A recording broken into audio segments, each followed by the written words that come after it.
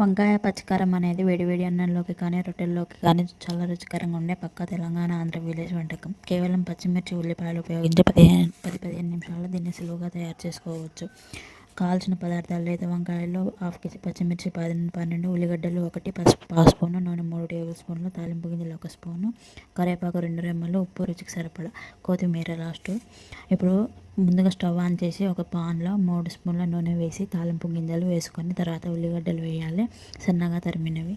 ఉల్లిగడ్డ ముక్కలు మరిగిన తర్వాత పావు స్పూన్ పసుపు వేయాలి, తర్వాత 2 రెమ్మలు కరివేపాకు వేసుకోవాలి. అవి 2 మినిట్స్ వేయించిన తర్వాత ఇప్పుడు కట్ చేసుకున్న వంకాయలను తాలింపులో వేసుకోవాలి.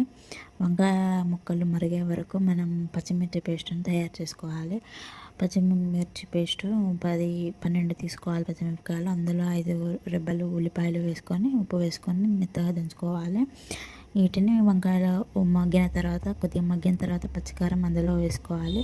ఆ పచ్చివాసన పోయే వరకు 10 నిమిషాలు ఉంచాలి. తర్వాత వంకాయలు పచ్చికారం బాగా ఉడికిన తర్వాత లాస్ట్లో కొద్దిగా మసాలా కొత్తిమీర వేసుకొని ఒక 5 మినిట్స్ ఉంచుకోవాలి. తర్వాత స్టవ్ ఆఫ్ చేయాలి. అంతే, ఎంతో టేస్టీగా ఉండే వంకాయ కూర రెడీ.